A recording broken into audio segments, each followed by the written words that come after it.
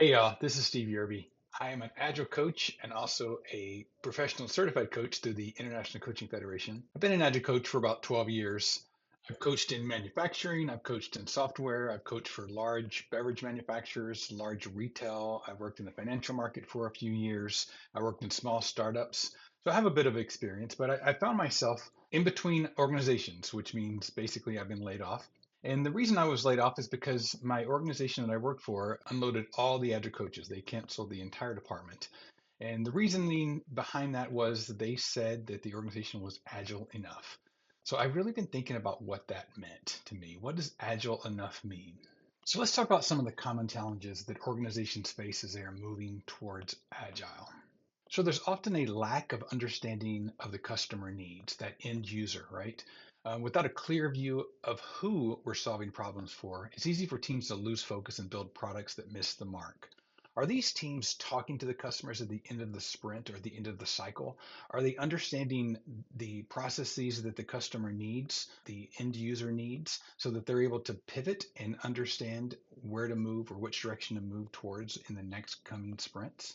Maybe your organization is suffering from resource constraints. That can mean limited people, limited time, even limited budget, which can lead to missed opportunities or rushed or low quality work. Changing requirements is another big one.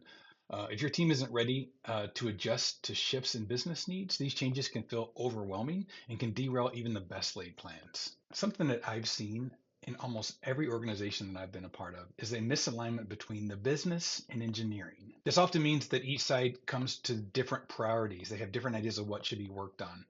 Are the right people in the meetings when you're doing quarter planning or any type of advanced planning? These inefficiencies and frustrations can be on both ends. What about your organization's inability to change direction?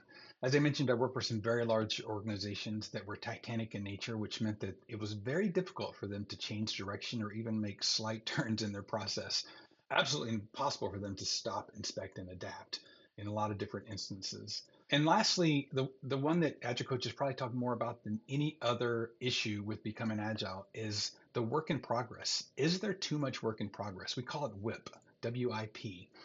When everything is a priority, it can be hard to know what to tackle first. It often means progress is slow across the board. So when I'm coaching an organization, I like to use engaging questions, coaching questions, open-ended questions to engender thinking and help people think about their own process. Now let's think about your own organization for just a moment. Think about some questions that you can ask in those meetings when you get together with your leaders to help understand what problems you may be having within your organization. Questions you can ask. What challenges keep coming up for those teams in your department meeting? How well do you feel your team understands your customers' needs, those end users, those stakeholders? When requirements change or priorities change, how easily can your team adjust? Does the business and the engineering teams align on what is most critical?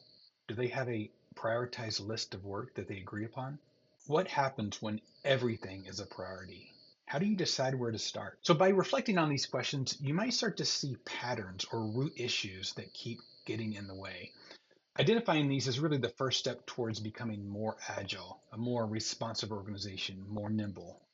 So, in my next video, we'll explore how prioritizing work based on value can help you get ahead of these challenges that we talked about today. Thank you so much for watching, and take a moment to consider which of these challenges resonate most with your organization. Have a great day.